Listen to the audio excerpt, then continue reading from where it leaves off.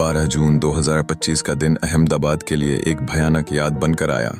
विमान के सरदार वल्लभ भाई पटेल अंतर्राष्ट्रीय हवाई अड्डे से उड़ान भरते ही एयर इंडिया की फ्लाइट AI-171 ने सबको हिलाकर रख दिया। यह बोइंग 787 ड्रीमलाइनर, जिसमें 242 लोग सवार थे, लंदन के लिए चल रही थी, लेकिन कुछ ही मिनटों के भीतर यह त्रासदी में परिवर्तित हो गई। उड़ान भरने के बाद विमान ने अचानक मेडे कॉल दी और यात्रियों में भय और अनिश्चितता फैल गई।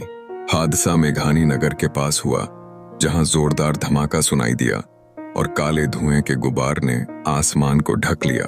चश्मदीदों की आंखों में आतंक और चिंता झलक रही थी जब उन्होंने यह दर्दनाक दृश्य देखा। इस दुखद घटना ने 200 से अधिक जिंदगियों को लील लिया, जिनमें पूर्व गुजरात मुख्यमंत्री विजय रूपाणी भी शामिल थे।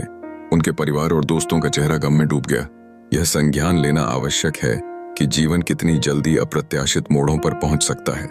हर एक यात्री एक सपना संजोए था, जिसे काल ने चुरा लिया। प्रधानमंत्री नरेंद्र मोदी और गृह मंत्री अमित शाह ने राहत और बचाव कार्य में तात्कालिकता से हस्तक्षेप किया।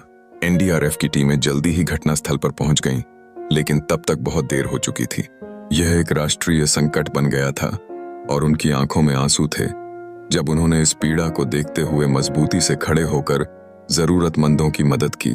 इस दुर्घटना के तुरंत बाद एयर इंडिया और नागरिक उड्डयन मंत्रालय ने जांच शुरू कर दी और सच्चाई जानने की कोशिश की।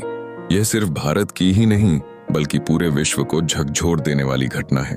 दुर्घटनाओं का कोई मोल नहीं हो सकता और यह हमें याद दिलाती है कि सुरक्षित परिवहन केवल सॉरी कहने से नहीं आता। यह सतर्कता, प्रबंधन और जिम्मेदारी से आता है।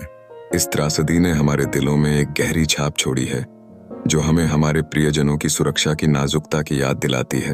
विमानन सुरक्षा को पहले से कहीं ज्यादा मजबूत और प्रभावी बनाने की आवश्यकता है, ताकि ऐसी घटनाएं हमारे समाज से हट जाएं।